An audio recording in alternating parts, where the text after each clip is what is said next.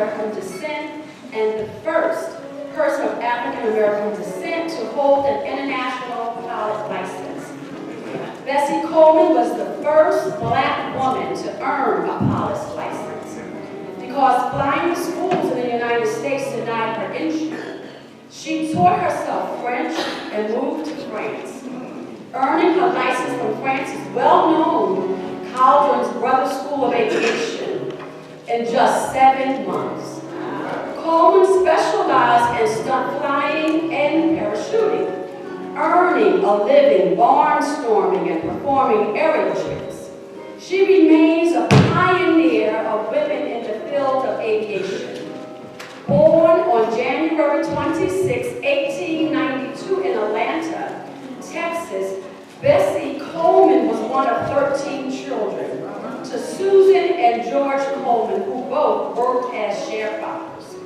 At 12 years old, Coleman began attending the Missionary Baptist Church in Texas, and after graduating, embarked on a journey to Oklahoma to attend the Oklahoma Colored Agricultural and Normal University, Langston University, where she completed only one term due to financial constraints.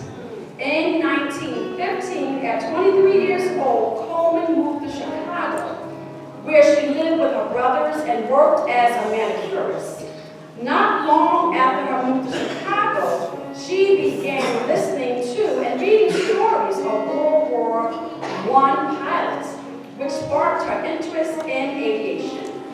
In 1922, a time of both gender and racial discrimination, Coleman broke barriers and began the world's first black woman to earn a pilot's license.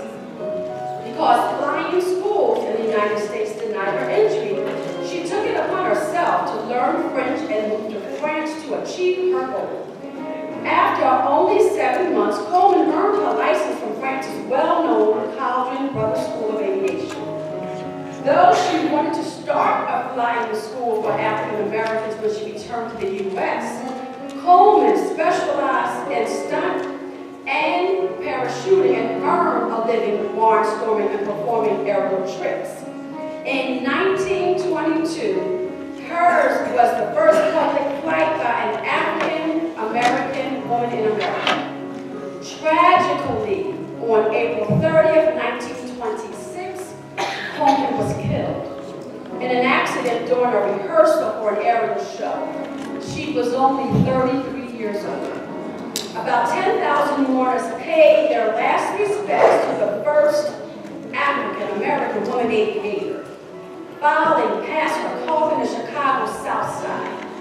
Her funeral was attended by several prominent African-Americans, and it was presided over by Ida B. Wells, an outspoken advocate of equal rights. But despite the massive turnout and the tributes paid to Coleman during the service, several black reporters believed that the scope of Coleman's accomplishments had never truly been recognized during her lifetime.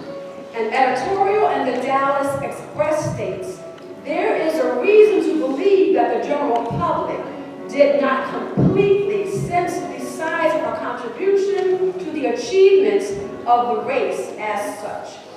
Coleman remains a pioneer of women in the field of aviation.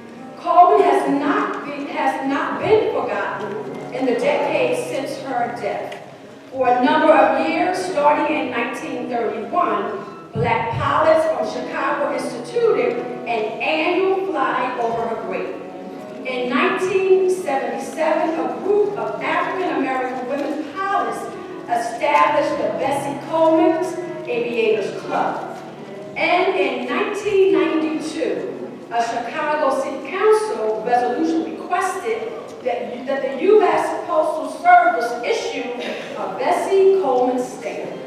The resolution noted that Bessie Coleman continues to inspire untold thousands, even millions of young persons with her sense of adventure, her positive attitude, and her determination to succeed.